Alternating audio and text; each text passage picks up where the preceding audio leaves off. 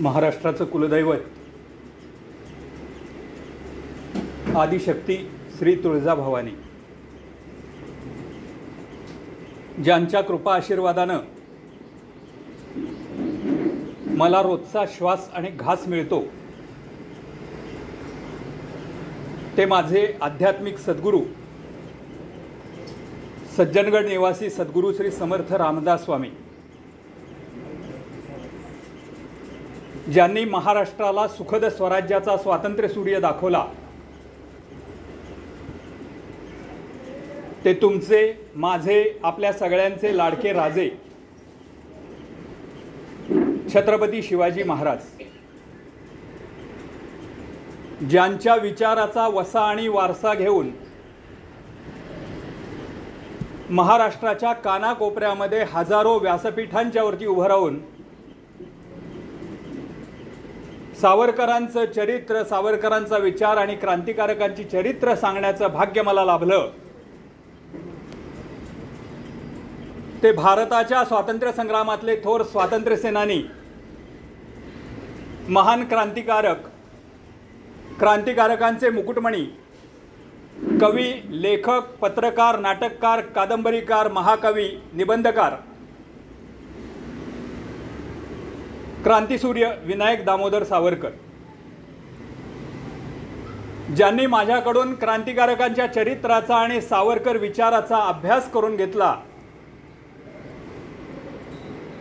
आणि आपल्या सगळ्यांच्या समोर उभा राहून या विषयावर बोलण्याची पात्रता माझ्यामध्ये आणली, ते स्वातंत्र्यवीर सावरकरांचे कार्यवाह, ज्यांनी 16 वर्ष स्वातंत्र्यवीर सावरकरांची घरदार संसार सगळं सोडून मनोभावे सेवा केली आणि म्हणून मृत्यूसमयी सावरकरांनी आपल्या पुस्तक प्रकाशनाचे अधिकार ज्यांना दिले, ते स्वातंत्र्यवीर सावरकरांचे कार्यवाह आणि माझे या क्षेत्रातले गुरु कैलासवासी आचार्य बाळाराव सावरकर, आपल्या सगळ्यांच्या वतीनं प्रथमतः या थोर विभूतींना विनम्रपणानं अभिवादन करतो. सन सिटी मार्ग ज्येष्ठ नागरिक संघाचे अध्यक्ष, प्रभारी अध्यक्ष, सर्व पदाधिकारी आणि स्वातंत्र्यवीर सावरकरांच्या तेजस्वी इतिहासातले काही तेजस्वी क्षण मनामध्ये साठवून घेण्याची इच्छा मनामध्ये धरून या सभागृहामध्ये उपस्थित असलेल्या माझ्या ज्येष्ठ बंधूंनो आणि भगिनींनो,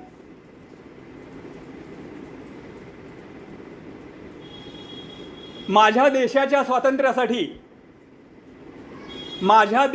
स्वातंत्र्यासाठी मी सशस्त्र युद्धात शत्रूस मारेन, शिवाजीसारखा विजयी होईन आणि माझ्या मातृभूमीच्या मस्तकी स्वराज्याचा राज्याभिषेक करेन किंवा चाफेकरांसारखा फाशी जाऊन मरेन. माझ्या देशाच्या स्वातंत्र्यासाठी मी सशस्त्र युद्धात शत्रूस मारिता मारिता मरे तो झुंजेन. भगूरच्या सावरकर वाड्यामध्ये अष्टभुजा देवी समोर देवीच्या पायावरती हात ठेवून एका 14 वर्षाच्या बालकानं ही शपथ घेतली, ब्रिटिशांच्या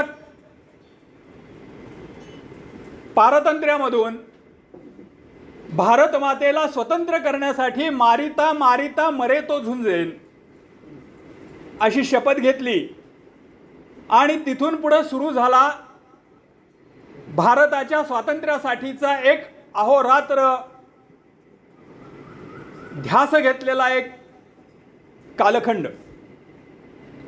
स्वातंत्र्यवीर सावरकरांच्या चरित्रावरती ज्यावेळेला बोलायचा असा विषय येतो, त्यावेळेला प्रामुख्यानं सावरकरांच्या चरित्राचे काही भाग करावे लागतात, ज्याला आम्ही पर्व म्हणतो. पर्व कशाला म्हणायचं?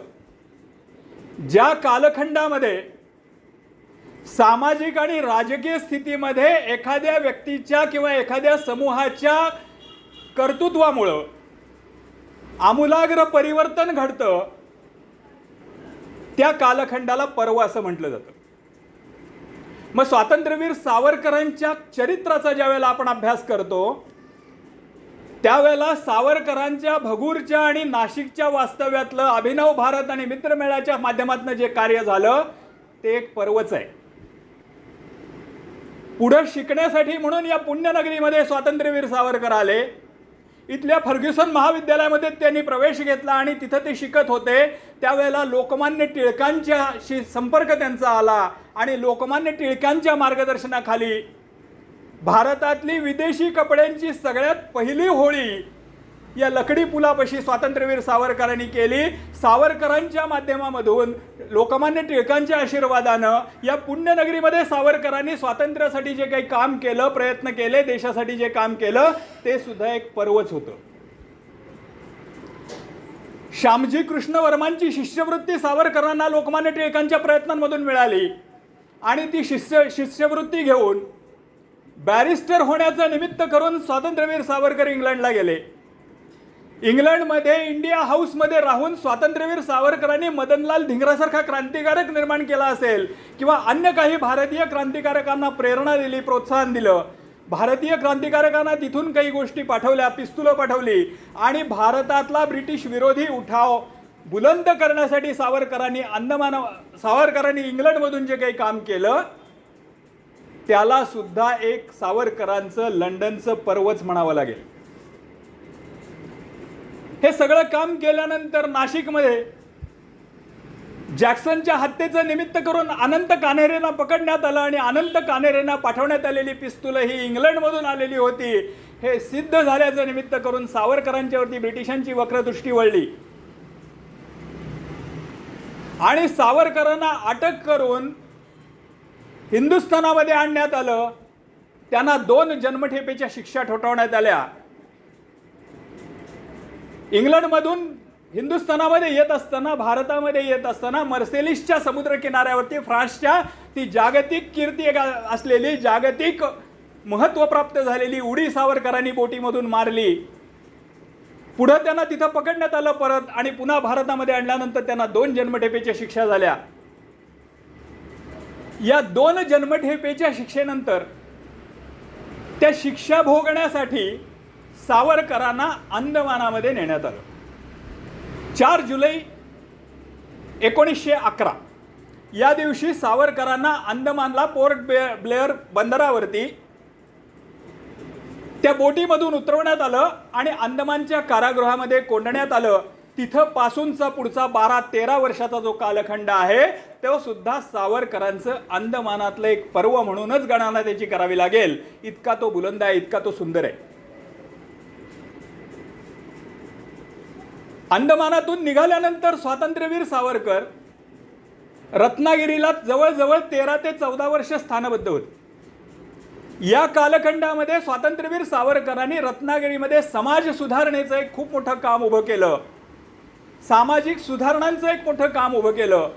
जातीभेदाच्या विरोधातला एक मोठा लढा तिथं उभा केला आणि देशातली सगळ्यात पहिली मोठी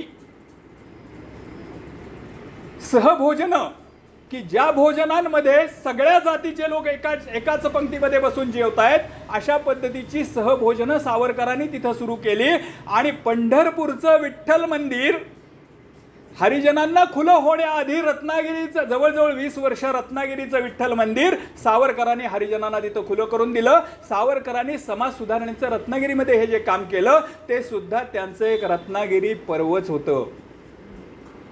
आणि स्थानबद्धतेमधून सुटल्यानंतर संपूर्ण देशभर झंझावाती दौरा करून हिंदुत्वाचा प्रचार आणि प्रसार करत, हिंदुत्वाचं राजकारण करत हिंदू महासभेच्या माध्यमामधून सावरकरांनी जे राजकीय काम केलं ते सुद्धा सावरकरांचं हिंदू महासभा पर्वच आहे.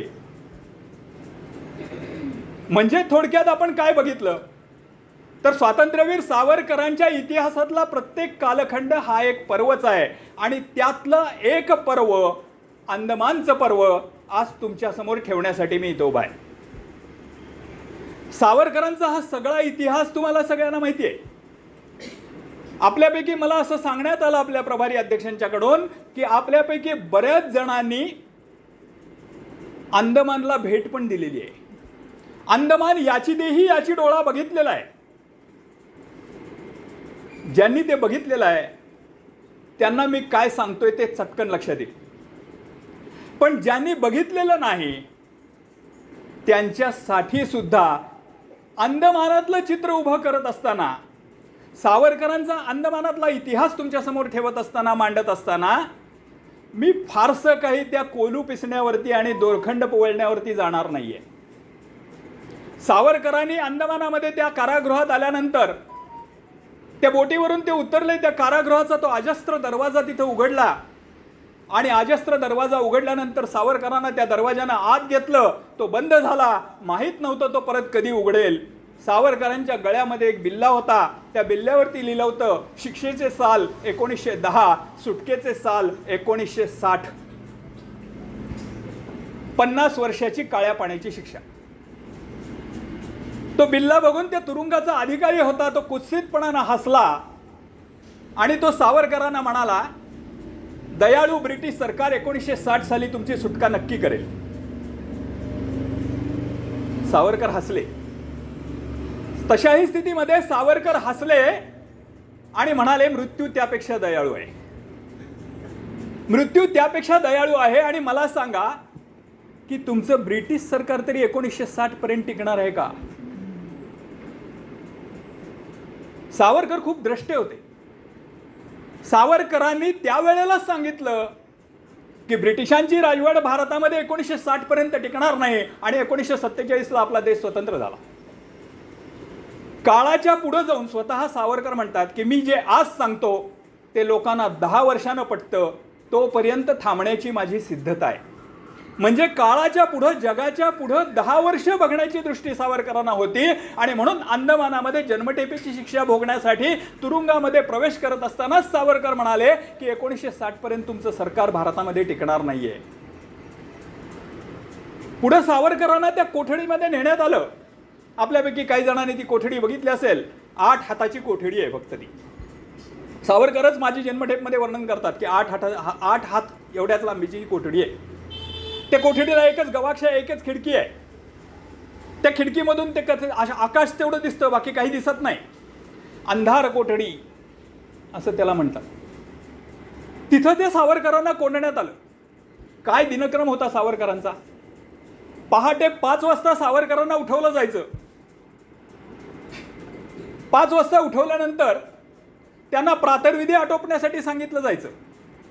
आज तुम्ही मी आपण सगळेजण अटॅच्ड संडास बाथरूमच्या फ्लॅटमध्ये राहतो. सावरकरांच्या त्या कोठडीमध्ये पण अटॅच्ड संडास होता. ज्यांनी बघितले त्यांना आश्चर्य वाटलं असेल की कसं काय असं सांगतायत. होय, कसा अटॅच्ड संडास होता. एक डबा दिला होता, एक डबा तो त्या कोठडीमध्ये ठेवलेला असायचा एका कोपऱ्यामध्ये. सकाळी उठल्यानंतर त्या डब्यावरती बसायचा आणि प्रातर्विधी करायचा. तो डबा त्या कोठडीतच असायचा. दिवसभर तो त्या कोठडीमध्येच राहायचा. तो घाण वास सगळा दिवसभर त्या कोठडीमध्येच असायचा. कधीतरी आठवड्यातून एकदा मोकळीक दिली जायची, त्यावेळेला तो डबा स्वतःच्या हातानं बाहेर घेऊन जायचा आणि स्वच्छ धुवायचा, स्वच्छ करायचा आणि परत कोठडीमध्ये आणून ठेवायचा.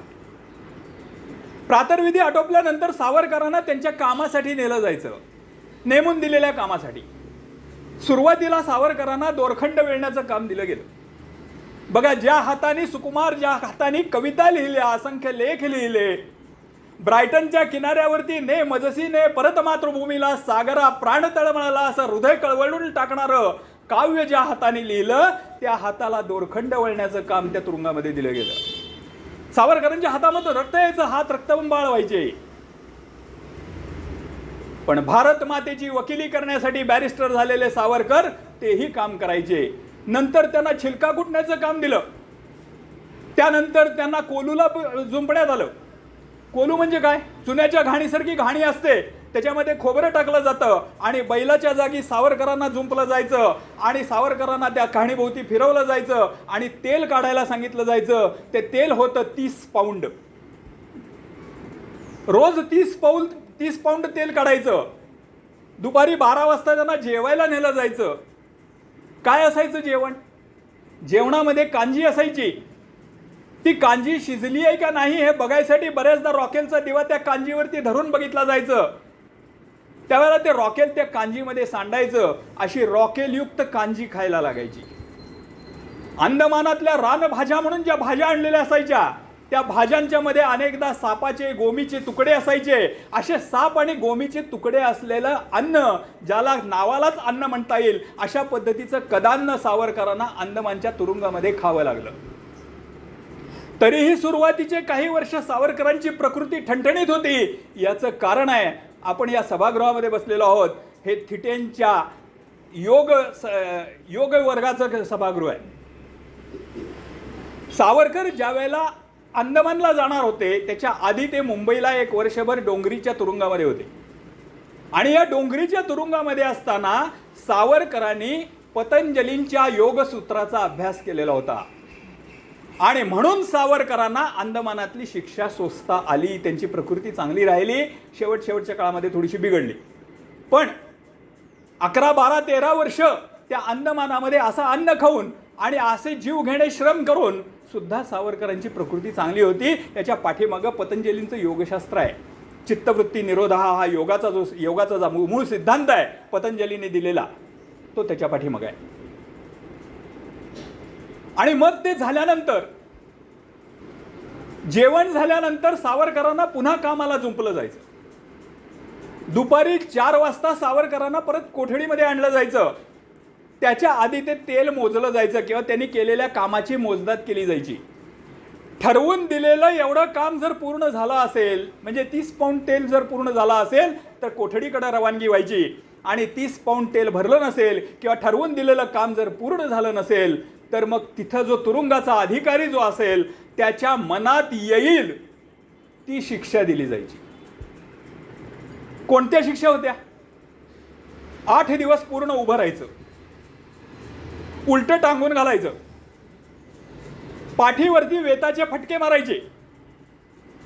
दंडावेडीची शिक्षा होती, म्हणजे हातामध्ये साखळदंड, पायामध्ये साखळदंड आणि या दोन्ही साखळदंडांना जोडणारा मध्ये एक ओंडका.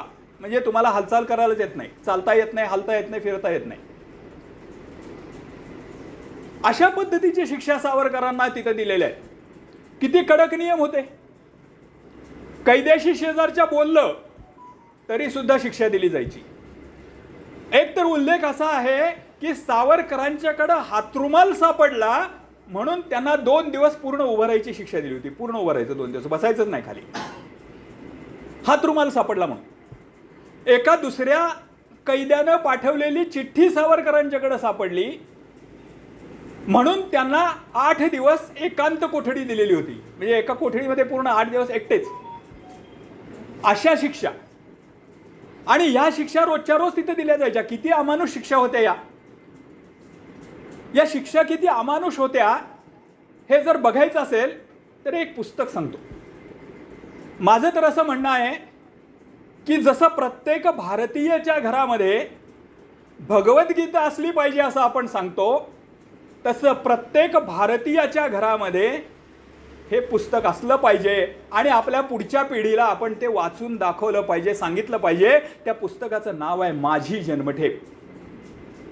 सावरकरांचं आत्मचरित्र आहे. सावरकरांनी अंदमानच्या विषयावरती 2 पुस्तकं लिहिली. एक लिहिलं ते काळं पाणी आणि दुसरं लिहिलं ते माझी जन्मठेप. त्याच्यापैकी काळं पाणी ही कादंबरी आहे, पण माझी जन्मठेप हे सावरकरांचं आत्मचरित्र आहे. ते जेव्हा वाचाल त्यात सावरकरांनी उल्लेख केलेला आहे. इंदुभूषण नावाच्या एका बालक्रांतिकारकाचा त्याच्यामध्ये उल्लेख केलेला आहे. ह्या शिक्षा किती अमानुष होत्या हे लक्षात यावं म्हणून थोडक्यात मी सांगतो. इंदुभूषण नावाचा एक छोटा क्रांतिकारक तिथं होता. त्याला हे सगळे अत्याचार सहन होत नव्हते, ही कामं सहन होत नव्हती म्हणून त्यानं अन्नत्याग केला. त्याचं ते तेल पुरेसं झालं नाही म्हणून त्या जेलरनं त्याला शिक्षा दिली फटक्यांची.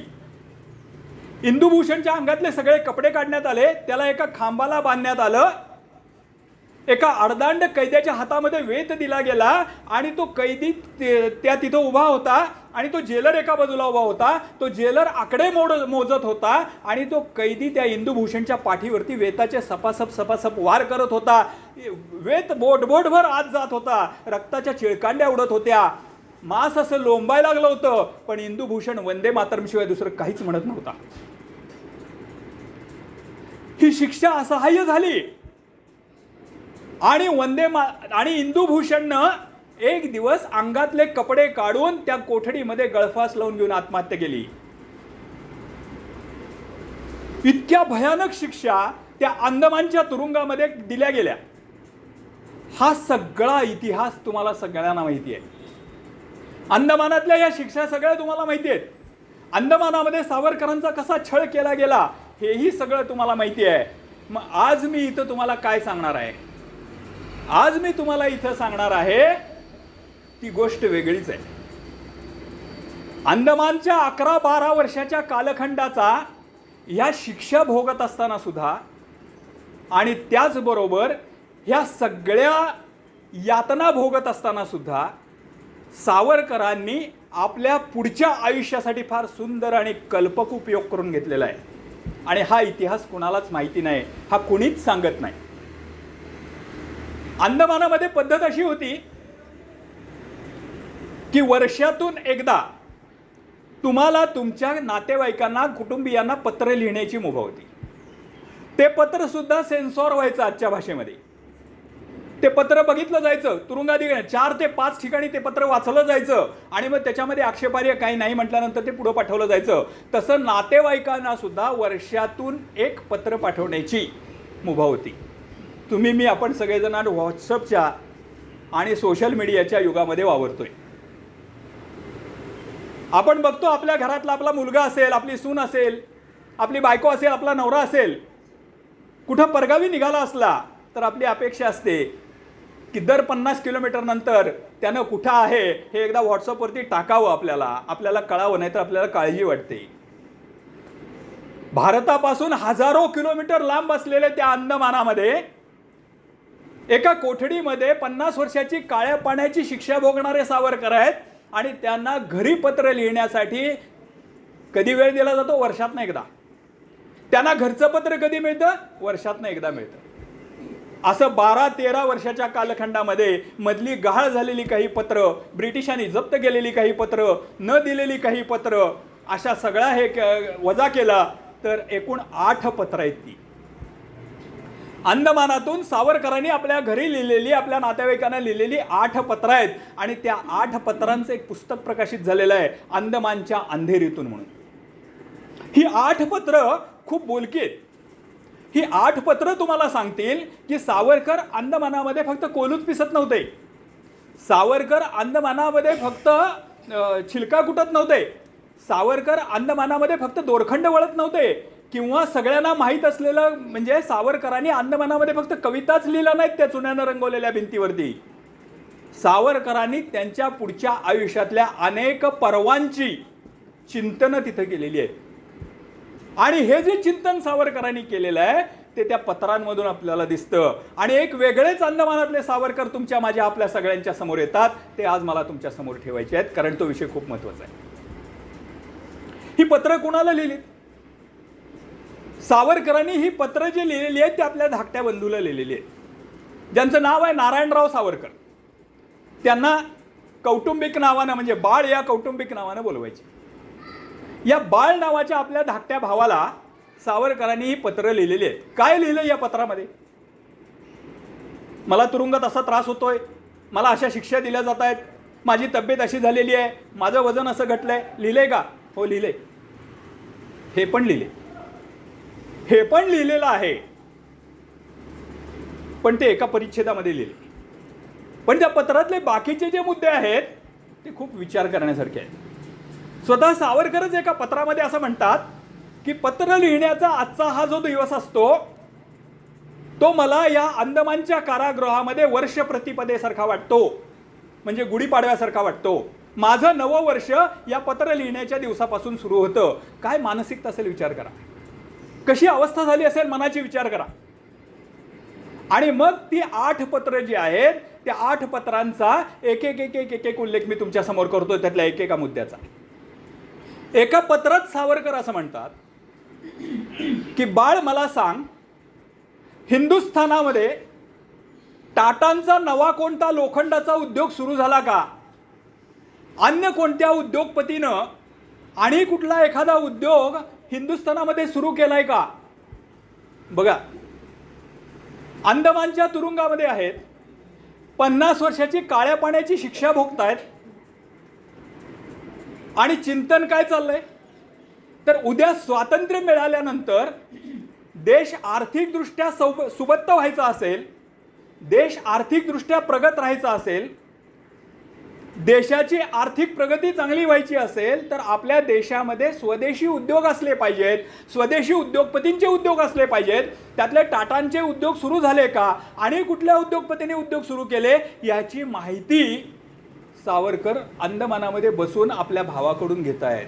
चिंतन ते चाललंय की उद्या देशाचं स्वातंत्र्य आल्यानंतर माझ्या देशाला जगाकडे भीक मागण्याची वेळ येऊ नये, तो आर्थिकदृष्ट्या संपन्न असला पाहिजे. त्याच्यासाठी आत्तापासूनच देशामध्ये उद्योगांची उभारणी झाली पाहिजे. हा विचार सावरकर अंदमानाच्या कोठडीत बसून करतायत. किती महत्वाचं आहे बघा. एखादा असता तर रोज रडला असता, घरी पत्र पाठवली असती.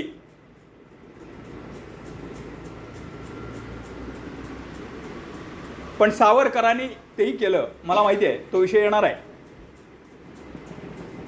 पुढचं सांगतो तेही नंतर मी तो खुलासा करेन की सावरकरांच्यावरती जे आक्षेप घेतले जातात ते नेमके आक्षेप काय आहेत आणि त्याचे उत्तर काय आहे हेही जाता जाता शेवटी सांगेन.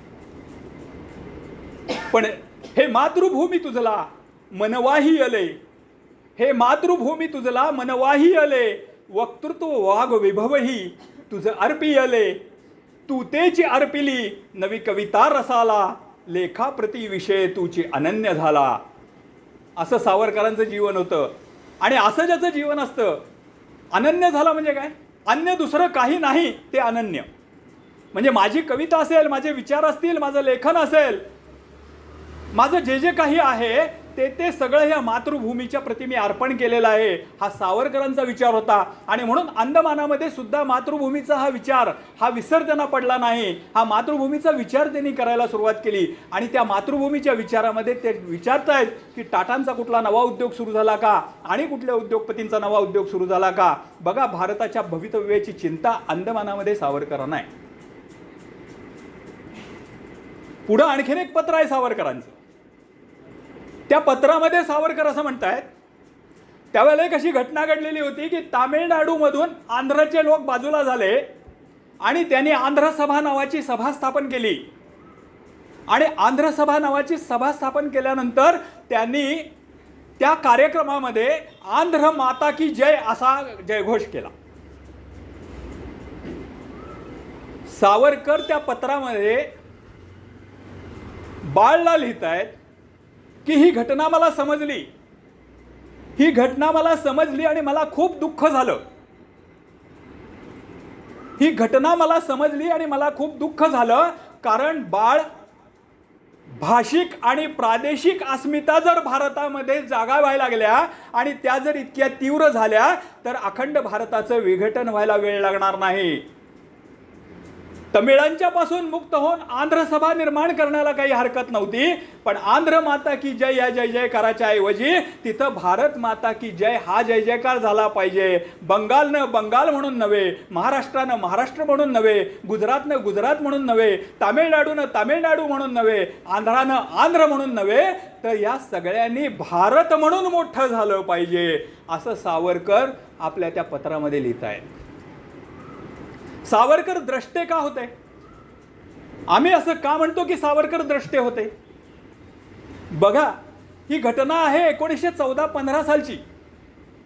आज प्रादेशिक अस्मिता आणि भाषिक अस्मितेवरनं जे काही चाललेलं आहे आपल्या देशामध्ये ते बघितल्यानंतर सावरकरांनी त्यावेळेला 14-15 साली 15-16 साली काय असेल ते अंदमानच्या कारागृहामध्ये बसून हे जे भाकीत केलं होतं हे किती मोठं होतं बघा, त्यावेळेला किती दिशा देणारं होतं. आणि त्यावेळेला सावरकर असं म्हणतात की प्रांतिक आणि भाषिक अस्मिता अशी जर जागी व्हायला लागली तर या देशाच्या अखंडतेला धोका निर्माण होईल. आणि आज तेच चित्र आहे. आज त्याच प्रादेशिक अस्मितेमुळं, आज त्याच भाषिक अस्मितेमुळं आपण एकमेकांच्यापासून दूर चाललेलो आहोत. अखंड भारत म्हणून आपलं असलेलं चित्र विघटित होतंय की काय अशी स्थिती निर्माण झालेली आहे. इतक्या प्रत्येकाच्या प्रादेशिक आणि भाषिक अस्मिता महत्त्वाच्या झालेल्या आहेत. सावरकरांचं आणखीन एक पत्र आहे.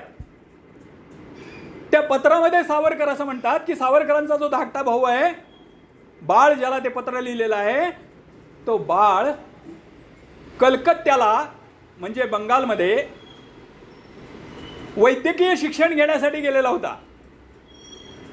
ते डॉक्टर झाले, वैद्यकीय शिक्षण घेण्यासाठी बंगालला गेलेले होते आणि त्या पत्रामध्ये सावरकर असं म्हणतात की बाळ, मला अशी शंका येते की एखाद्या सुंदर बंगाली तरुणीनं तुझं हृदय तर जिंकलं नसेल ना.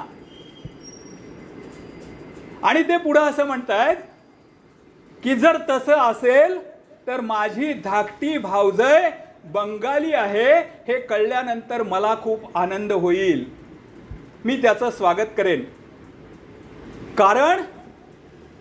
कारण हिंदू समाज एकसंघ होण्यासाठी जसं आपल्यातले जातीभेद निघून गेले पाहिजेत, ते मोडीत निघाले पाहिजेत, तसाच भारत देश अखंड होण्यासाठी आपल्याला प्रांतिक भेद सुद्धा मिटवायचे असतील तर आंतरप्रांतीय विवाह सुद्धा झाले पाहिजेत. मी त्याचा पुरस्कार करतो. हा विचार त्या पत्रातून सावरकरांनी 15-16 साली 17 साली कधीतरी तो लिहिलेला आहे. 1915-16-17 साली प्रांतिक विवाह आंतरप्रांतीय विवाहाचा पुरस्कार करणारे सावरकर किती द्रष्टे होते बघा. म्हणून आम्ही नेहमी म्हणतो की खरे सावरकर आपल्याला समजलेलेच नाहीत. आम्ही सावरकर जयंती आणि सावरकर पुण्यतिथीला सावरकरांच्या पुतळ्याला पुष्पहार अर्पण करतो, सावरकरांचा जय जयकार करतो आणि सावरकरांच्या विचारावर चालणारा भारत देश आम्हाला बघायचा आहे असं म्हणतो. पण प्रत्यक्षामध्ये आपण सावरकरांचे विचार कधी बघितलेच नाहीत, अनुभवलेच नाहीत. तिथं सावरकर असं म्हणतायत की हिंदू समाजाचं सगळ्यात मोठं नुकसान कशामुळे झालं असेल तर ते हिंदू समाजामध्ये असलेल्या विविध जाती भेदांच्यामुळे झालेलं आहे. आणि या जातीच्या ज्या भिंती एकमेकाच्या विरोधामध्ये उभ्या आहेत त्याच्यामुळे सगळ्यात मोठं नुकसान होतंय. मग हिंदू एकसंघ व्हायचा असेल आणि हिंदू धर्म जर जागतिक धर्म व्हायचा असेल तर पहिल्यांदा हिंदू धर्मातले हे जातीभेद आहेत हे मिटवले पाहिजेत. आमुलात उन्मूलन असा शब्द सावरकरांनी वापरलेला आहे, म्हणजे मुळापासून त्याचं उन्मूलन केलं पाहिजे. आणि म्हणून तिथं सावरकर असं म्हणतात की त्याच्यासाठी सप्तबंद्या तोडल्या पाहिजेत. त्यांनी बाळला लिहिलेलं आहे. या 7ही बंद्या म्हणजे रत्नागिरीमध्ये सावरकरांनी जे पुढं समाज सुधारणेचं काम केलं, सामाजिक सुधारणेचं काम केलं, जातीभेद निर्मूलनाचं काम केलं किंवा पुढच्या आयुष्यामध्ये जातीच्छोदक निबंध नावाचा जो ग्रंथ लिहिला त्या ग्रंथाचं चिंतन सावरकरांनी अंदमानामध्ये केलेलं आहे असं दिसतं आपल्याला. आणि तिथं ते असं म्हणतात की ह्या सप्तबंद्या मोडल्या पाहिजेत. आणि मग सावरकरांना त्या अंदमानच्या कारागृहामध्ये अशी एक बातमी समजली की ब्रिटिशांच्या सैन्यामध्ये असलेल्या काही हिंदी सैन्यानं समुद्राचं उल्लंघन केलं, ते परदेशामध्ये गेले आणि तिथं त्यांनी खूप मोठा पराक्रम केला. त्यावेळेला ते बाळला असं म्हणतात की या निमित्तानं का असेना, ब्रिटिश सेनेचा भाग म्हणून का असेना, पण भारतीय तरुणांनी सिंधुबंदी मोडली आणि ते परदेशात गेले याचा मला खूप आनंद होतोय. आणि त्यांनी एवढं मोठं काम केलं, एवढा मोठा पराक्रम केला, म्हणजे हिंदुस्थान्यांच्या अंगातलं पौरुषत्व अजूनही जिवंत आहे हे पाहून मला खूप आनंद झाला. हजारो वर्षाच्या पारतंत्र्यात सुद्धा आमच्या अंगातलं पौरुषत्व जिवंत आहे हे पाहून आम्हाला आनंद झाला असं सावरकरांनी त्या पत्रामध्ये म्हणलेलं आहे. बघा, सावरकरांना अपेक्षित काय होतं ते आपल्या धाकट्या बंगाली भाऊजाईला लिहितायत की तू तरुण आहेस आणि या देशामध्ये या देशाचं भवितव्य जे आहे, भविष्य जे आहे ते या देशाचं भविष्य वर्तमानामध्ये बदलण्याचं सामर्थ्य या देशातल्या तरुणींच्या अंगामध्ये आहे. या देशाचं भविष्य वर्तमानामध्ये बदलण्याचं सामर्थ्य या देशातल्या तरुणींच्या मध्ये आहे. पण या देशातल्या तरुणींनी काय केलं पाहिजे, त्याच्यासाठी आरोग्य संपन्न असलं पाहिजे आणि म्हणून तू तुझ्या आरोग्याकडे लक्ष दे हा उपदेश सावरकर तिथून करतायत. म्हणजे स्त्रियांच्या आरोग्याचाही त्यांनी तिथं विचार केलेला आहे, भारतीय स्त्रियांच्या आरोग्याचा. आणि त्यांनी आरोग्य संपन्न असलं पाहिजे कारण देशाचं भवितव्य वर्तमानात म्हणजे बदलण्याचं सामर्थ्य त्यांच्याकडे आहे. ह्या स्त्री सामर्थ्यावरचा विश्वास सुद्धा सावरकरांनी त्या अंदमानामध्ये चिंतन करून तिथं व्यक्त केलेला आहे की या देशाचं भवितव्य वर्तमानात स्त्रीच आणू शकते. केवढा विचार आहे. जे आज आपण म्हणतोय जे आज आपण अनुभवतोय, ज्या गोष्टी आज आपण शिकतोय किंवा ज्या आज आपण प्रत्यक्षामध्ये आणतोय, त्यातल्या कित्येक गोष्टींचं चिंतन अंदमानामध्ये सावरकरांनी केलेलं आहे. हे वेगळे सावरकर आहेत. सावरकर तिथं असं म्हणतात की आपलं जे सैन्य आहे हे सैन्य परदेशी ब्रिटिशांच्याकडे गेलेलं आहे. ब्रिटिशांच्याकडे त्यांनी दुसऱ्या महायुद्धाच्या वेळेला सावरकरांनी सैन्यात जावा म्हणून तरुणांना सांगितलं. त्याच्यावरती टीका झाली. त्याच्यावरती असं म्हटलं गेलं की सावरकर ब्रिटिशांना मदत करतायत. हा आक्षेप आहे सावरकरांच्यावर. पण पुढं सुभाषबाबूंनी बर्लिनच्या ह्याच्यावरून जे भाषण केलं, त्या भाषणामध्ये त्यांनी सांगितलं, रेडिओवरनं भाषण केलं, त्या भाषणामध्ये त्यांनी सांगितलं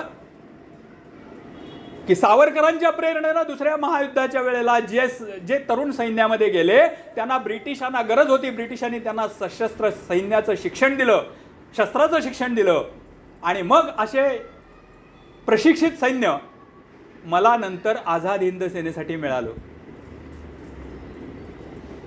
म्हणजे सावरकरांची दृष्टी किती मोठी होती बघा, की आज ब्रिटिश दुसऱ्या महायुद्धामध्ये मुळे संकटात आलेले आहेत. हीच वेळ आहे की तुम्ही त्यांच्या सैन्यामध्ये गेलात तर तुम्हाला शिकवतील, ते सांगतील बंदुका कशा चालवायच्या, रणगाडे कसे चालवायचे. आता त्या बंदुकीची, सावरकरांचंच वाक्य आहे, त्या बंदुकीची नळी कुणाकडे वळवायची हे आपण नंतर ठरवू, असं सावरकर म्हणतात. आज जावा तिथं आणि शिका. आणि त्याचा सुभाषबाबूंना पुढे फायदा झाला.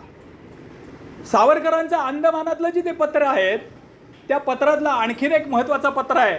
त्या पत्रामध्ये सावरकर असं म्हणतात की चीनमध्ये प्रजासत्ताक राज्य, म्हणजे सावरकरांचा फक्त भारतातल्याच घटनांबद्दल अभ्यास चालला होता असं नव्हे, चिंतन चाललं होतं असं नव्हे, आंतरराष्ट्रीय घडामोडींचा पण ते तिथं अभ्यास करत होते. आंतरराष्ट्रीय घडामोडींच्यावरती पण चिंतन करत होते. आणि ते असं म्हणतात की बाळ, चीनमध्ये प्रजासत्ताक राज्य स्थापन झालं हे स्वप्न प्रत्यक्षात आल्यासारखं वाटत असेल ना, पण लक्षात ठेव 1850 पासूनचा चीनचा त्याच्यासाठीचा संघर्ष सुद्धा आपल्याला विचारात घ्यावा लागेल. बघा, म्हणजे चीनमध्ये 1850 पासून प्रजासत्ताक राज्य स्थापन करण्यासाठी जो संघर्ष चाललेला होता, त्या संघर्षाचा पण त्याने अभ्यास केलेला होता सावरकरांनी. आणि त्याच्यावरती चिंतन केलेलं होतं. त्याच्यावरती ते बाळला बोलत होते. त्याच्यावरती ते बाळला सांगत होते की चीनची ही क्रांती एका दिवसात झाली असं समजू नकोस. उद्देश हा होता की भारताची क्रांती सुद्धा अशी एका दिवसात होणार नाहीये. त्याच्यासाठी सुद्धा आपल्याला असं अविरतपणानं आणि अखंडपणानं हे काम करत राहिलं पाहिजे. किती दक्षता घ्यायचे. सावरकरांचं एक वाक्य आहे त्याच्यामध्ये की माझ्यावरती प्रेम करणारे माझे मित्र जे आहेत, माझे सहकारी जे आहेत, माझे नातेवाईक आहेत, त्या सगळ्यांची मी आठवण काढली आहे म्हणून सांग. त्या सगळ्यांचा नामोल्लेख करणं मला शक्य नाही. का शक्य नाही? का केला नाही त्याने नामोल्लेख? तर सावरकरांच्या पत्रामध्ये तो नामोल्लेख आहे म्हटल्यानंतर त्यांना ब्रिटिश सरकार त्रास देऊ नये म्हणून त्यांनी तो नामोल्लेख टाळला. पण ज्यांनी त्यांच्यावरती प्रेम केलं, ज्यांनी सावरकरांना सहकार्य केलं, सावरकर कुटुंबियांना सहकार्य केलं, त्या सगळ्यांचं स्मरण सुद्धा अंदमानामध्ये त्यांनी ठेवलेलं आहे. आंतरराष्ट्रीय घडामोडींमध्ये सावरकर बाळला विचारतायत नेपाळचं काय चाललेलं आहे, जपानचं काय चाललेलं आहे, इंग्लंडमध्ये काय झालेलं आहे. त्याचा एक संदर्भ ते देतात की प्रांतिक सभेने राजबंद्यांच्या मुक्ततेसाठीचे ठराव केलेत असं मला ऐकायला मिळालं. हे खरं असेल तर भारतातल्या सगळ्या प्रांतिक सभांचं मी अभिनंदन करतो. पण त्याबरोबर बाळ हेही लक्षात घे की इंग्लंडमध्ये आगी लावणाऱ्या महिलांना एक वेळ इंग्रज सरकार, ब्रिटिश सरकार हे क्षमा करेल, पण आम्हाला करणार नाही. काय घटना होती ती? आपण ज्या वेळेला स्वातंत्र्यासाठीचा लढा देत होतो त्यावेळेला इंग्लंडमध्ये महिलांना मतदानाचा अधिकार नव्हता. आणि त्याच्या पाठीमागचं लॉजिक तिथले लोक असे सांगत होते की आम्ही महिलांना मतदानाचा अधिकार दिला नाही कारण महिलांना आत्मा नाही, त्यामुळे त्या स्वतंत्रपणे विचार करू शकत नाही. आणि म्हणून त्यांना तिथं महिलांना मतदानाचा अधिकार नव्हता. आणि मतदानाचा अधिकार आम्हाला मिळावा यासाठी इंग्लंडमधल्या काही महिलांनी आंदोलनं केली. त्या आंदोलनामध्ये जाळपोळ पण केली. बघा, इंग्लंडमध्ये मतदानाच्या हक्कासाठी आंदोलन करून जाळपोळ केली आहे महिलांनी, हे अंदमानामध्ये बसून सावरकरांना माहिती होतं. आणि सावरकर त्याचं चिंतन करून आपल्या भावाला लिहित होते की एक वेळ ब्रिटिश त्यांना पण क्षमा करेल, पण आम्हाला करणार नाही. सावरकरांनाही जाणीव होती. सावरकरांच्या त्या पत्रांवरून आणि ब्रिटिशांना दिलेल्या अर्जांवरून हरकत घेणाऱ्यांना हेही माहीत पाहिजे की आपल्याला यातलं काहीही मिळणार नाही. हे सावरकरांना पूर्णपणे माहीत होतं. क्षमा मिळणार नाही, सुटका मिळणार नाही, उलट जेवढ्या जास्तीत जास्त शिक्षा देता येतील तेवढा आपल्याला तिथं दिल्या जातील, हेही सावरकरांना माहिती होतं. आणखीन 2 सावरकरांची महत्त्वाची कामं आहेत की जी तिथं त्यांनी अंदमानामध्ये केली.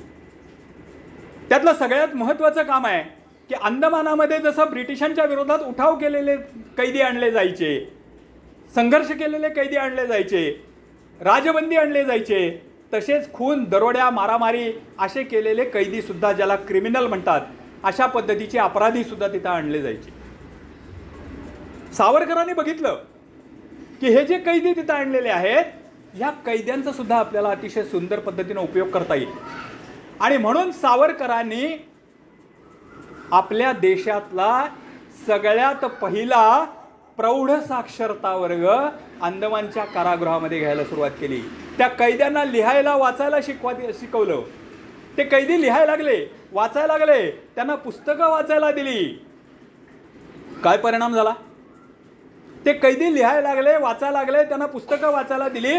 त्यातले बरेच सारखे कैदी, जवळजवळ सगळेच कैदी सावरकरांना बडे बाबू म्हणायचे, बडे बाबू. आणि या बड्या बाबूंच्याकडनं ते लिहायला शिकले, वाचायला शिकले, पुस्तकं वाचायला लागले. त्यातले काही कैदी त्यांची शिक्षा पूर्ण करून सुटले, हिंदुस्थानामध्ये परत आले. आणि परत आल्यानंतर त्यांनी इकडं सगळीकडं सांगायला सुरुवात केली अंदमानामध्ये कसा छळ केला जातो कैद्यांचा. त्याची चित्रं रेखाटली, ती चित्रं प्रसिद्ध केली आणि ब्रिटिशांच्या विरोधात मोठा उठाव सुरू झाला. 75,000 सह्यांचं निवेदन ब्रिटिश सरकारला दिलं गेलं. त्या काळातल्या 75,000 सह्या आहे ना, 75,000च्या सह्यांचं निवेदन ब्रिटिश सरकारला दिलं गेलं की अंदमानातल्या कैद्यांना राजबंद्यासारखं वागवलं पाहिजे म्हणून. हे सावरकरांच्या प्रेरणेतनं घडलेलं का? दुसरं सावरकरांनी तिथं एक काम सुरू केलं. या कैद्यांच्या मध्ये काही कैदी होते की जे अतिशय खूप मोठ्या प्रकारचे असे गंभीर गुन्हे करून तिथं आलेले होते. त्यांच्यात हृदय परिवर्तन झालं. त्यातले काही पुढं क्रांतिकारकांच्या चळवळीला जाऊन मिळाले. आणि मग पुढं किस्सा असा सांगतात की सावरकर रत्नागिरीमधून बाहेर पडल्यानंतर, स्थानबद्धतेमधून बाहेर पडल्यानंतर बऱ्याच जणांची अपेक्षा होती की सावरकर काँग्रेसचं काम करतील. पण सावरकरांनी हिंदू महासभेत जायचा निर्णय जाहीर केला. त्यानंतर काही लोकांनी सावरकरांच्या हत्येचा एक कट रचला आणि सावरकरांना मारण्यासाठी अशाच एका गुन्हेगाराला, जो पूर्वीचा गुन्हेगार होता, त्याला ती सुपारी दिली. तो सावरकरांच्या जवळ गेला त्यांना मारण्यासाठी. त्यानं वरती बघितलं, त्याला सावरकर दिसले. त्याच्या हातातलं शस्त्र गळून पडलं आणि तो म्हणाला, बडे बाबू आपण. आणि तो सावरकरांच्या पायावरती लोटांगण घातलं त्यानं.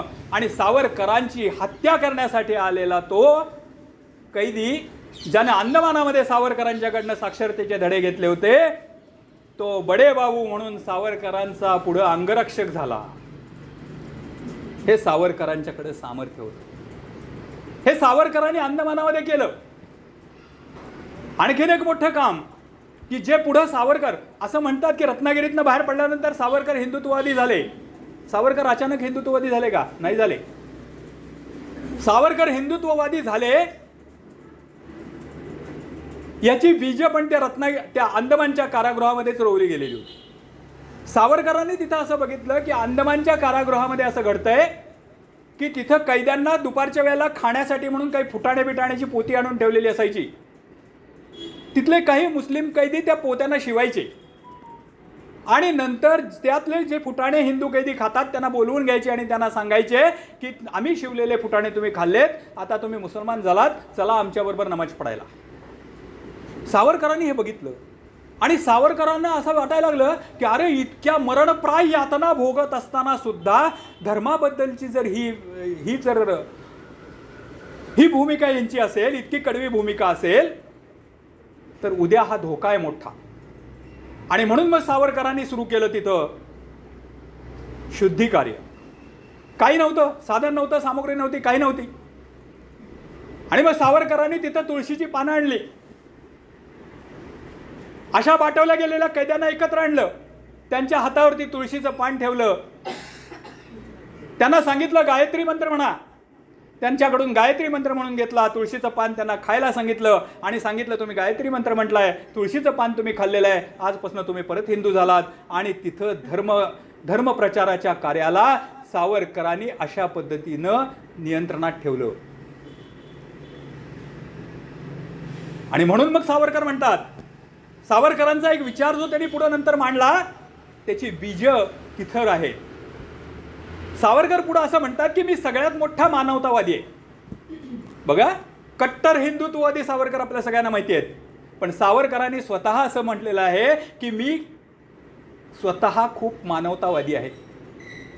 हे संपूर्ण जग एक राष्ट्र व्हावं असं मला वाटतं.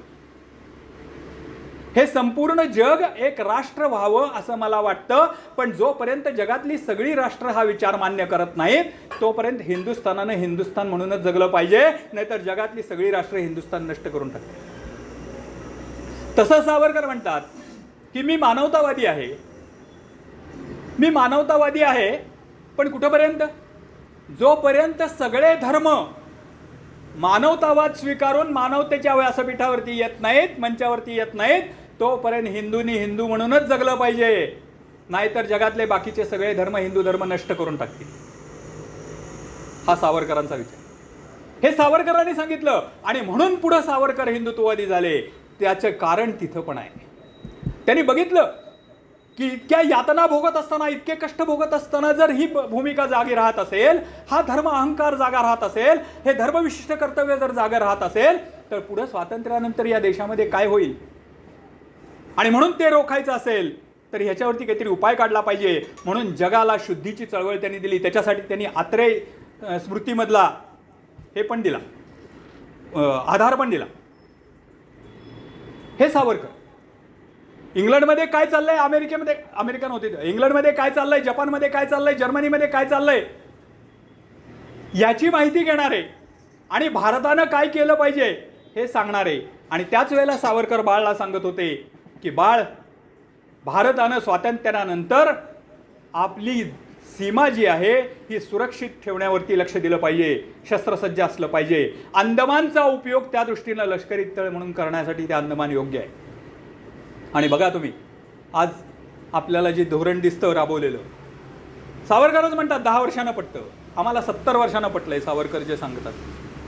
आजही तुम्ही बघितलं की आपण जी युद्ध जिंकली, मग ते पेहलगामचं असेल, ऑपरेशन सिंदूर असेल आणि कुठलं असेल, याच्यापूर्वीचं वाजपेयींच्या काळामध्ये झालेली युद्ध असतील, पण जी जी युद्ध आपण जिंकली ती सगळी अद्ययावत शस्त्राच्या सहाय्यानं जिंकलेली आहे. आणि म्हणून सावरकर त्या पुरस्कार करतात की शस्त्रेन रक्षती राष्ट्रे. शस्त्रच राष्ट्राचं रक्षण करतात. राष्ट्राच्या सीमा या तलवारीच्या टोकानं आखायच्या असतात असं सावरकरांनी लिहून ठेवलेलं आहे. राष्ट्राच्या सीमा या तलवारीच्या टोकानीच आखायच्या असतात. म्हणजे राष्ट्राचं रक्षण हे शस्त्रांनीच करायचं असतं, अत्याधुनिक शस्त्रांनीच करायचं असतं. ते त्यानंच होतं.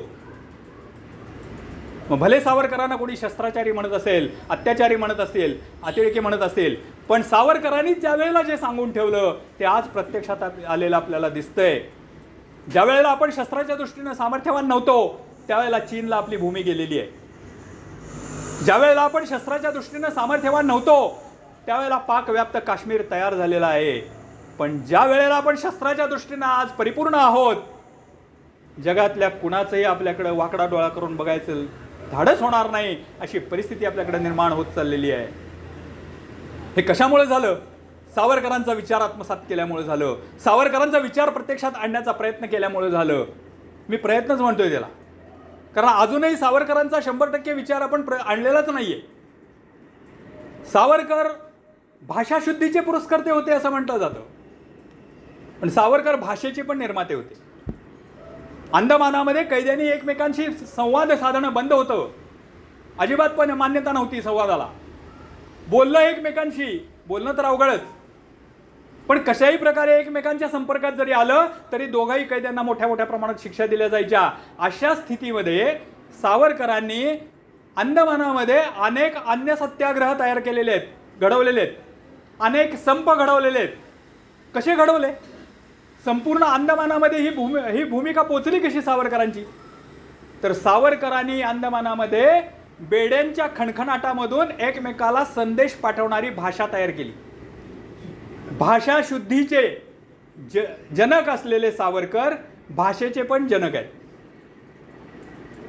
त्यांनीच हे केलं. भाषा ती कैदी ते मग ते आपल्या हातातले आणि पायातले साखळदंड ते खडखट खडखट खडखट असे वाजवायचे आणि त्याच्यामधून ते संदेश एकमेकाला जायचे. ती भाषा त्या कैद्यांना कळायची आणि मग काय संदेश आला आहे त्या संदेशानुसार सगळ्यांच्याकडे व्हायचं आणि तुरुंगामध्ये अन्न सत्याग्रह व्हायचे, तुरुंगामध्ये संप व्हायचे, काम करणार नाही असं कैदी सांगायचे. हा उठाव तिथं सावरकरांनी केला. सावरकरांनी तिथं ग्रंथालय निर्माण केलं. स्वतः सावरकर बाळकडून पुस्तकं मागवायचे, दरवर्षी 9-9, 10-10 पुस्तकं मागवायचे. ग्रंथालय तयार केलं तिथं. प्रौढ साक्षरतेचं काम केलं, मगाशी सांगितलं, शुद्धीचं कार्य केलं. अशा पद्धतीची अनेक कामं सावरकरांनी अंदमानामध्ये केली.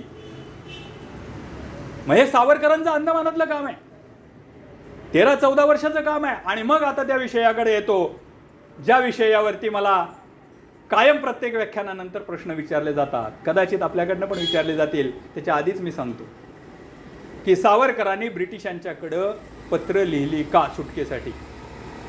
हो, लिहिली. सावरकरांनी पत्र लिहिलेली आहेत, आम्ही ते नाकारत नाही. कुठलाही सावरकरवादी तो नाकारणार नाही. पण काय लिहिली पत्र? ती पत्र कधीतरी एकदा मागवून घ्या, येतात आणि ती वाचा. त्या पत्रामध्ये तुम्हाला असं दिसेल, सावरकर कोण होते हो? सावरकर इंग्लंडमध्ये गेले, तिथं ते बॅरिस्टर झाले.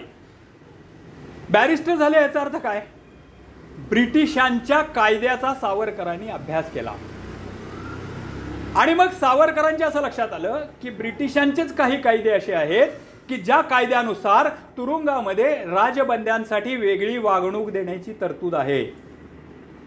सावरकरांनी ब्रिटिशांना फक्त एवढंच लिहिलं की मी काही मागत नाहीये, तुमचाच कायदा आहे, तुमच्याच कायद्यातल्या तरतुदीनुसार आम्हाला अशा अशा पद्धतीची वागणूक मिळाली पाहिजे, एवढ्या काळानंतर आमची सुटका झाली पाहिजे, एवढ्या काळानंतर आम्हाला बेटावरती राहण्याची सवलत मिळाली पाहिजे, एवढ्या काळानंतर आम्हाला चांगल्या वागणुकीच्या दाखल्यामुळं आम्हाला सोडलं पाहिजे. कायद्याची अंमलबजावणी करण्याचा आग्रह जर एखाद्या बॅरिस्टरनी धरला तर त्याच्यात चुकीचं काय आहे? सावरकरांनी जे अर्ज लिहिलेले आहेत त्या अर्जामध्ये कुठेही सावरकरांनी मला केलेल्या कार्याचा पश्चाताप होतोय असं कुठेही लिहिलेलं नाहीये, मला क्षमा करावी असं कुठेही लिहिलेलं नाही. अशा पद्धतीचे अर्ज जसे सावरकरांनी पाठवलेत तसे अनेक कैद्यांनी पण पाठवलेले आहेत. ती कायद्यातली तरतूद होती. आणि त्याच्याही पुढे जाऊन सांगतो की ज्यांना छत्रपती शिवाजी महाराज समजले नाहीत त्यांना सावरकर समजणार नाहीत, ज्यांना सावरकर समजले नाहीत त्यांना छत्रपती शिवाजी महाराज समजणार नाहीत. याचं कारण असं आहे की सावरकर स्वतःच एका ठिकाणी असं म्हणतात की माझा कान धरण्याचा अधिकार फक्त छत्रपती शिवाजी महाराजांना आहे. म्हणजे काय? म्हणजे मी जे काही ध्येय धोरण राबवलेलं आहे, माझे जे काही विचार आहेत ते हुबेहूब छत्रपती शिवाजी महाराजांच्या चरित्रावरती आणि त्या विचारावरती बेतलेले आहेत. त्यामुळे मी जर कुठे चुकत असेल तर माझी चूक दाखवण्याचा अधिकार फक्त छत्रपती शिवाजी महाराजांना आहे. युद्धाचं एक तंत्र असतं. तुरुंगामध्ये खिचपत पडून मरणं हे शहाणपणाचं आहे का तुरुंगामधून बाहेर पडून अर्धवट राहिलेलं कार्य पुढे घेऊन जाणं हे जास्त शहाणपणाचं आहे? तुरुंगामधून बाहेर पडून अर्धवट राहिलेलं कार्य पुढे घेऊन जाणं हे जास्त शहाणपणाचं असतं. ही युद्ध नीती असते. ज्यांनी आयुष्यात कधी युद्धच खेळलं नाही, सोन्याचा चमचा तोंडामध्ये घेऊन जे जन्माला आले आणि ज्यांचे आईबाप, आजा, आजोबा, पणजोबा, खापर पणजोबा सुद्धा पंतप्रधान पदापासून सगळी पदं भोगत आले, त्यांना हे कधीच कळणार नाही की युद्धाचं तंत्र काय असतं. ते छत्रपती शिवाजी महाराजांना माहिती होतं. आणि म्हणून आदिलशहानं पकडल्यानंतर शहाजी राजांना शिवाजी महाराजांनी औरंगजेबाला पत्र लिहिलं. वाईला येऊन बसल्यानंतर, अफजल खान वाईला येऊन बसल्यानंतर शिवाजी महाराजांनी अफजल खानाला सांगितलं की अरे मी तुला घाबरतोय, मी तुला भितोय, मी तुला भेटायला येऊ शकत नाही, मी तुझ्याशी लढू शकत नाही, मी तुला भेटू शकत नाही. का तर मी घाबरतोय तुला. खरंच घाबरले होते का महाराज? भित्रे होते का? नाही. तसं जर महाराजांनी केलं नसतं तर अफजल खान वाईचा घाट उतरून जावळीच्या खोऱ्यामध्ये आलाच नसता, आणि आला नसता तर तो विध्वंस करत राहिला असता, स्वराज्याचा नायनाट झाला असता आणि खूप मोठी हानी झाली असती. त्याला मारता आलं नसतं. मग त्याला मारायचं असेल तर काय केलं पाहिजे? त्याला मारायचं असेल तर त्याच्याशी खोटं बोललं पाहिजे, त्याला खाली आणलं पाहिजे आणि त्याला मारलं पाहिजे, प्रसंगी दाखवलं पाहिजे की मी तुम्हाला घाबरतोय. ही युद्धनीती आहे. हा डावपेच आहे युद्धातला. हाच डावपेच सावरकर अंदमानामधून करत होते. कारण सावरकरच असं म्हणतात, देशविखारी साप विखारी देश जननीचा घेण्या ये चावा. साप विखारी देश जननीचा घेण्या ये चावा. औचित गाठून ठकवून भुलवून कसाही ठेचावा. साप विखारी देश जननीचा घेण्या ये चावा.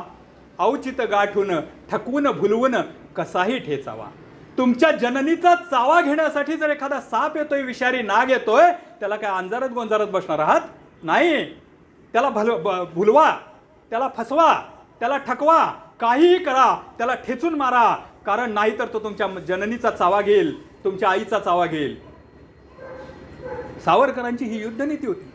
आणि या युद्धनीतीचा ते अर्ज म्हणजे एक भाग होता. तो काय पळपुटेपणा नव्हता.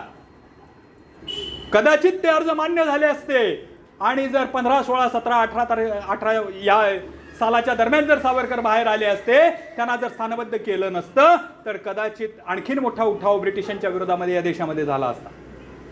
क्रांतिकारकांना आणखीन बळ मिळालं असतं.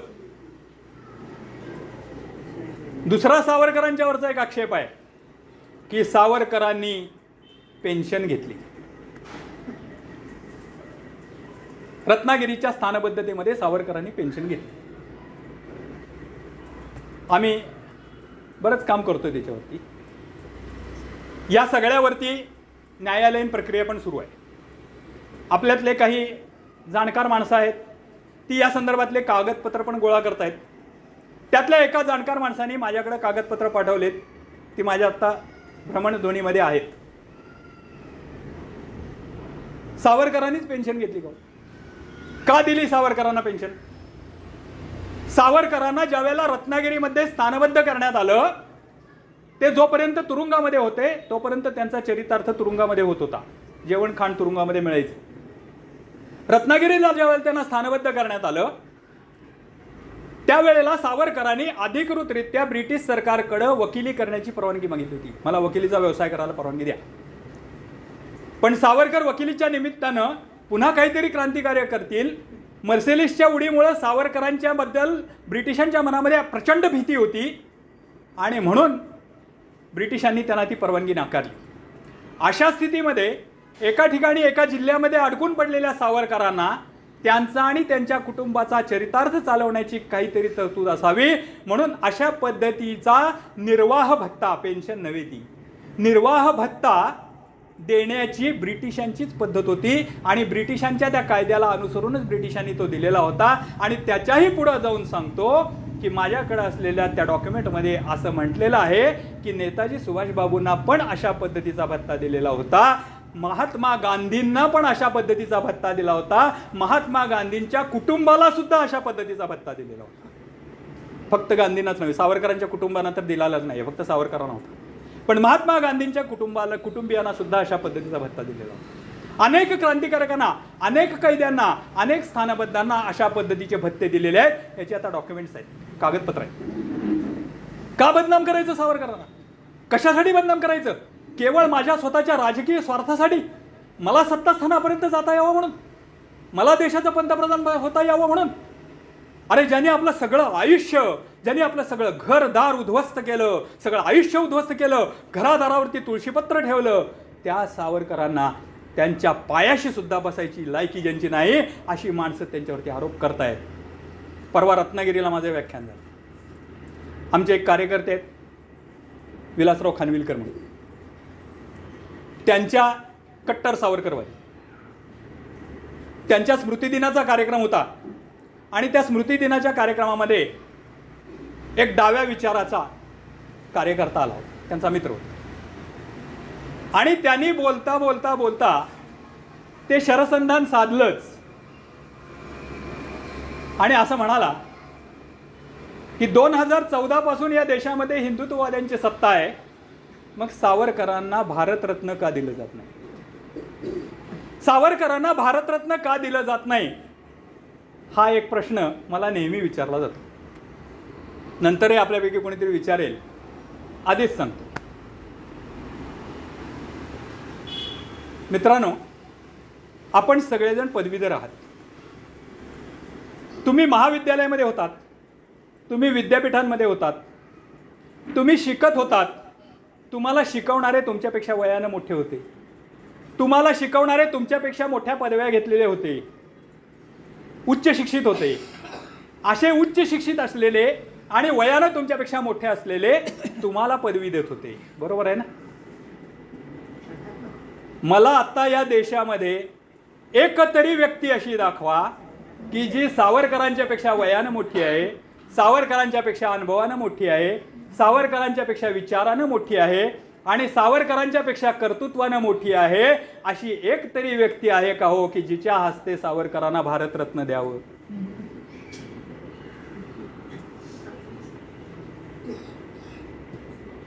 अरे ज्यांचं नाव पिढ्यानुपिढ्या हजारो भारतवासियांच्या हृदयावरती कोरलेलं आहे, त्यांना त्या 1.5 फुटाच्या भारतरत्न पदवीचं काय कौतुक? सावरकर अजरामर आहेत, ते अजरामरच राहणार आहेत. ते भारतरत्न नव्हे, ते विश्वरत्नच आहेत. अशा कुठल्याही सरकारी पदवीनं त्यांच्या कर्तृत्वामध्ये वाढही होणार नाही आणि त्यांच्या कर्तृत्व ती दिली नाही म्हणून त्यांचं कर्तृत्व कमी होणार नाही. मी बऱ्याच ठिकाणी सांगतो की माझं स्वतःचं असं म्हणणं आहे, हे माझं व्यक्तिगत मत आहे की देऊ नका. कारण सावरकरांच्या पेक्षा वयानं आणि कर्तृत्वानं कमी असलेल्या असंख्य जणांना देऊन झालेली पदवी आता सावरकरांना देणं हे चुकीचं आहे. तो सावरकरांचा अवमान आहे. देऊ नका असं माझं स्पष्ट मत. काही गरज नाही. स्वातंत्र्यवीर ही पदवी जनतेनं त्यांना दिली. जनतेला माहिती आहे, लोकांना माहिती आहे. भारतातले लोक हुशार आहेत, त्यांना कळतं बरोबर काय आणि चूक काय. हा सावरकरांचा विचार. सावरकरांच्या बाबतीत हे सगळे आक्षेप आहेत. या सगळ्या आक्षेपांचा खुलासा हा दरवेळेला केलाच पाहिजे का? हो, केला पाहिजे. कारण असं म्हणतात की मौन ही मूकसंमती असते आणि म्हणून हा विषय जाता जाता तुमच्या समोर मांडतो की अंदमानच्या तुरुंगातल्या शिक्षेवरून सावरकरांच्यावरती हे जे काही आक्षेप घेतले जातात, हे सगळे आक्षेप जे आहेत, हे सगळे आक्षेप हे तद्दन राजकीय फायद्यासाठी केले जाणारे आक्षेप आहेत. त्याच्यातल्या कुठल्याही आक्षेपामध्ये कसल्याही प्रकारचं तथ्य नाही. आणि म्हणून जर सावरकर समजून घ्यायचे असतील, सोपे आहेत का एवढे? नाही. सावरकर समजून घेणं सोपे नाही. आपण सगळेजण सावरकरांचे भक्त आहोत. भक्ती सोपी असते. एक फोटो लावून ठेवायचा, एक पुतळा ठेवायचा, त्याला दर जयंती पुण्यतिथीला हार घालायचा, नमस्कार करायचा, सावरकर की जय म्हणायचं की भक्ती संपते. ही भक्ती असते. भक्तीमध्ये फक्त भावना असते. सावरकरांचं अनुयायी व्हायचं असेल तर ते अवघड आहे. आणि त्यातल्या त्यात विज्ञाननिष्ठ सावरकरांचं अनुयायी व्हायचं तर खूपच अवघड आहे. पण ही काळाची गरज आहे. मला नेहमी ज्येष्ठ नागरिकांच्या कार्यक्रमामध्ये जाऊन बोलायला का आवडतं? बोलायला अशासाठी आवडतं की एक पिढी सोडून पुढची जी पिढी आहे ती पिढी घडवण्याचं सगळ्यात मोठं काम जर कोण करत असेल तर घरातले ज्येष्ठ नागरिक करत असतील. आणि जर ज्येष्ठ नागरिकांना या गोष्टी कळल्या, छत्रपती शिवाजी महाराज कसे तयार झाले, छत्रपती शिवाजी महाराज का जन्माला आले, रामकृष्णाच्या गोष्टी, कौरव पांडवांच्या गोष्टी जिजाऊनं शिवाजी महाराजांना सांगितल्या आणि त्याच्यामधूनच महाराज घडत गेले, त्या संस्कारातून महाराज घडत गेले. तसंच रामकृष्णाच्या गोष्टी, सावरकरांच्या गोष्टी, क्रांतिकारकांच्या गोष्टी जर ह्या आजी आजोबाने आपल्या पुढच्या पिढीला सांगितल्या, आपल्या नातवंडांना सांगितल्या, तर घराघरामध्ये शिवाजी महाराज तयार व्हायला काही अवघड नाहीये. आणि म्हणून ज्येष्ठ नागरिकांची पण ही जबाबदारी आहे की पुढच्या पिढीपर्यंत हा इतिहास आपण पोहोचवला पाहिजे, हा इतिहास नेला पाहिजे, हे सत्य काय आहे हे सांगितलं पाहिजे, हे मांडलं पाहिजे, हे लोकांच्या समोर आणलं पाहिजे, हे वाचलं पण पाहिजे. आपण घराघरामध्ये या पुस्तकांची पारायणं झाली पाहिजेत, घराघरामध्ये हा विचार गेला पाहिजे, घराघरामध्ये या संस्कृती रुजवली गेली पाहिजे, कारण ही भारतीय संस्कृती आहे. सावरकरांचं हिंदुत्व, सावरकर स्वतः असं म्हणतात की माझी मर्सेलिसची उडी जर एक वेळ विसरलात तरी चालेल, माझी मर्सेलिसमधली उडी एक वेळ विसरलात तरी चालेल, पण माझा हिंदुत्वाचा आणि समाज सुधारण्याचा विचार कधीही विसरू नका. हे सांगितलं पाहिजे. हे अंदमानातलं कार्य सावरकरांचं कोणी सांगत नाही, ते सांगितलं पाहिजे. रत्नागिरीतली समाज सुधारणा ही सांगितली पाहिजे. कळलं पाहिजे लोकांना की सावरकरांनी नेमकं हिंदू समाजासाठी काय केलं, भारतीय समाजासाठी काय केलं, केवढं मोठं कार्य त्या काळामध्ये उभं केलं. कधीतरी त्या विषयावरती आपण स्वतंत्रपणानं बोलू. पण हे सावरकरांचं काम जे आहे, हे सावरकरांचं काम खऱ्या अर्थानं देश घडवणारं आणि राष्ट्र घडवणारं काम होतं. आणि म्हणून ती आजची राष्ट्राची गरज आहे, पुढच्या पिढीची ती गरज आहे की घेतले व्रतन हे आम्ही अंध देणे, लब्ध प्रकाश इतिहास निसर्ग माने, जे दिव्य दाहक म्हणून असावयाचे, बुद्ध्याचं वाण धरिले करी हे सतीचे. असं सावरकर म्हणतात. हे सतीचं वाण हातामध्ये घेऊन, बुद्ध्याचं घेतलेलं सतीचं वाण हातामध्ये घेऊन हात भाजले, सगळं कुटुंब बेचिराग झालं, राख रांगोळी झाली सगळ्याची, तरी सुद्धा ते निष्ठेनं त्यांनी जतन केलं. सावरकरांच्या या निष्ठेला आपण शतशः प्रणाम करूया. माझे सद्गुरू असं म्हणतात, अभ्यासे प्रगटावे अथवा झाकोनी असावे, अभ्यासे प्रगटावे अथवा झाकोनी असावे, प्रगटोनी नासावे हे बरे नोहे.